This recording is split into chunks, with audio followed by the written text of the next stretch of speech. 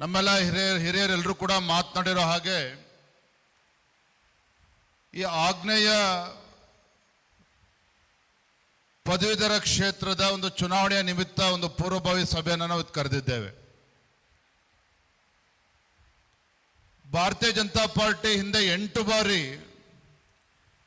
ಈ ಕ್ಷೇತ್ರವನ್ನ ನಿರಂತರವಾಗಿ ಪ್ರತಿನಿಧಿಸಿಕೊಂಡು ಬಂದಿರತಕ್ಕಂಥದ್ದು. ಪದವೀಧರ ಕ್ಷೇತ್ರ ಇರ್ಬೋದು, ಶಿಕ್ಷಕರ ಕ್ಷೇತ್ರ ಇರ್ಬೋದು. ಇದರ ಪ್ರಾಮುಖ್ಯತೆ ಏನಪ್ಪಾ ಅಂತ ಹೇಳಿದ್ರೆ,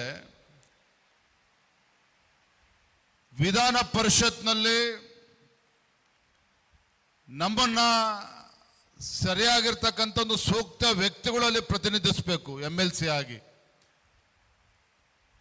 ನಮ್ಮ ಸಮಸ್ಯೆಗಳಿಗೆ ಸ್ಪಂದನೆ ಮಾಡ್ತಕ್ಕಂಥ ಯೋಗ್ಯ ವ್ಯಕ್ತಿಗಳು ಇವತ್ತು ವಿಧಾನ ಪರಿಷತ್ಗೆ ಬರಬೇಕು.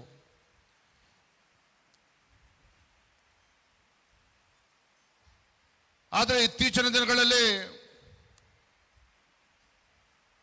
ತಮ್ಮ ರಾಜಕೀಯ ಚಪಲಗಳನ್ನು ತೀರಿಸೋಕ್ಕೋಸ್ಕರ ಇವತ್ತು ವಿಧಾನ ಪರಿಷತ್ಗೆ ಬರ್ತಾ ಇರ್ತಕ್ಕಂಥದ್ದು ಕೂಡ ನಾವು ನೋಡ್ತಾ ಇದ್ದೇವೆ. ರಾಜಕೀಯ ಚಟಕ್ಕೋಸ್ಕರ ಇವತ್ತು ವಿಧಾನ ಪರಿಷತ್ಗೆ ಆಯ್ಕೆಯಾಗಿ ಬರ್ತಾ ಇರ್ತಕ್ಕಂಥದ್ದು ಕೂಡ ನಾವು ನೋಡ್ತಾ ಇದ್ದೇವೆ.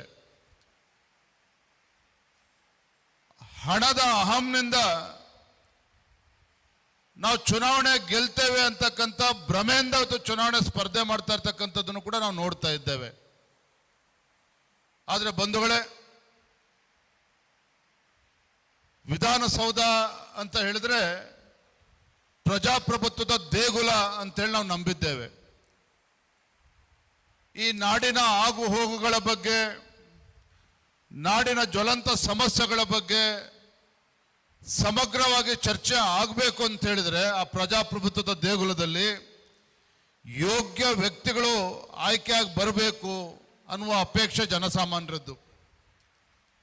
ಆ ಕಾರಣದಿಂದಲೇ ಭಾರತೀಯ ಜನತಾ ಪಾರ್ಟಿ ಒಬ್ಬ ಪ್ರಾಮಾಣಿಕ ಕಾರ್ಯಕರ್ತ, ಶಿಕ್ಷಣ ಕ್ಷೇತ್ರದಲ್ಲಿ ಕಳೆದ ಹಲವಾರು ದಶಕಗಳಿಂದ ತನ್ನದೇ ಆದಂಥ ಒಂದು ಸೇವೆಯನ್ನು ಮಾಡಿಕೊಂಡು ಬರ್ತಾ ಹಾಗೂ ಸಮಾಜಮುಖಿಯಾಗಿ ಇವತ್ತು ಸೇವೆಯನ್ನು ಮಾಡ್ಕೊಂಡು ಬರ್ತಾ ಇರ್ತಕ್ಕಂಥ ಒಬ್ಬ ಪ್ರಾಮಾಣಿಕ ವ್ಯಕ್ತಿ KM ಸುರೇಶ್ ರವರನ್ನ ಭಾರತೀಯ ಜನತಾ ಪಾರ್ಟಿ NDA ಅಭ್ಯರ್ಥಿಯನ್ನಾಗಿ ನಾವು ಘೋಷಣೆ ಮಾಡಿರುವಂಥದ್ದು. ಹಾಗಾಗಿ ಈ ನಿಟ್ಟಿನಲ್ಲಿ ನಮ್ಮೆಲ್ಲ ಕಾರ್ಯಕರ್ತರ ಸಹಕಾರವನ್ನ ಕೇಳಬೇಕು, ನಮ್ಮ ಮುಖಂಡರ ಸಹಕಾರವನ್ನು ಕೇಳಬೇಕು. ಏನು ಬಹಳ ದಿನಗಳು ಏನು ಉಳ್ಕೊಂಡಿಲ್ಲ. ಈಗಾಗಲೇ ನವೀನ್ ಅವ್ರು ತಿಳಿಸಿದಾಗೆ 40,000 ಚಿಲ್ಲರೆ ಈಗಾಗಲೇ ವೋಟರ್ಸ್ ಎನ್ರೋಲ್ಮೆಂಟ್ ಇಲ್ಲಿ ಆಗಿದೆ. ನಮ್ಮ ಜಿಲ್ಲೆನಲ್ಲಿ ಸುಮಾರು 50,000 ದಾಟ್ಬೋದು ಅನ್ನೋ ಅಪೇಕ್ಷೆ ಇದೆ. ಮತ್ತು ನಮ್ಮ ಅಭ್ಯರ್ಥಿ KM ಸುರೇಶ್ ರವರು 5 ಜಿಲ್ಲೆಗಳಲ್ಲಿ ಪ್ರವಾಸವನ್ನು ಮಾಡಬೇಕಾಗ್ತದೆ. 33 ವಿಧಾನಸಭಾ ಕ್ಷೇತ್ರಗಳನ್ನು ಒಳಗೊಂಡಿರ್ತಕ್ಕಂಥ ಈ ಪದವೀಧರ ಕ್ಷೇತ್ರವನ್ನು ಸುತ್ತಬೇಕಾಗ್ತದೆ. ಹಾಗಾಗಿ ನಮ್ಮ ಚಿತ್ರದುರ್ಗ ಜಿಲ್ಲೆಯಲ್ಲಿ ವೇದಿಕೆ ಮೇಲಿರ್ತಕ್ಕಂಥ ನಮ್ಮ ಮುಖಂಡರು, ವೇದಿಕೆ ಮುಂಭಾಗದಲ್ಲಿರ್ತಕ್ಕಂಥ ನಮ್ಮ ಮುಖಂಡರು ಹೆಚ್ಚಿನ ಜವಾಬ್ದಾರಿಯನ್ನು ತೆಗೆದುಕೊಳ್ಬೇಕು. ಆ ನಿಟ್ಟಿನಲ್ಲಿ ಇವತ್ತು ಚಾಲನೆ ಕೊಡಬೇಕು ಅಂತೇಳಿ ನಾನು ಬಂದಿದ್ದೇನೆ. ಬಂಧುಗಳೇ, ಒಪ್ಕೊಳ್ತೇನೆ, ಇವತ್ತು ಶಿಕ್ಷಣ ಕ್ಷೇತ್ರ ಇರ್ಬೋದು ಅಥವಾ ಶಿಕ್ಷಕರ ಕ್ಷೇತ್ರ ಇರ್ಬೋದು ಅಥವಾ ಪದವೀಧರ ಕ್ಷೇತ್ರ, ಕಾಂಗ್ರೆಸ್ ಪಕ್ಷ ಅಧಿಕಾರದಲ್ಲಿ ಇದ್ದಾಗಲೂ ಸಹ ಭಾರತೀಯ ಜನತಾ ಪಾರ್ಟಿ ಜಯಬೇರಿಯನ್ನು ಬಾರಿಸ್ಕೊಂಡು ಬಂದಿದೆ. ಆದರೆ ಇವತ್ತು ಪರಿಸ್ಥಿತಿ ಬದಲಾವಣೆ ಆಗ್ತಾ ಇದೆ. ಆಡಳಿತ ಪಕ್ಷನೂ ಕೂಡ ಸಾಕಷ್ಟು ಮತದಾರರನ್ನ ಎನ್ರೋಲ್ಮೆಂಟ್ ಮಾಡಿಸುವಂತ ಕೆಲಸ ಕಳೆದ ಹಲವಾರು ತಿಂಗಳುಗಳಿಂದ ಮಾಡ್ಕೊಂಡು ಬಂದಿದೆ. ಇನ್ನು ಕೆಲವು ತಿಂಗಳುಗಳೇನು ಉಳಿದಿದ್ದಾವೆ, ಆ ಸಮಯದಲ್ಲಿ ನಾವು ಕೂಡ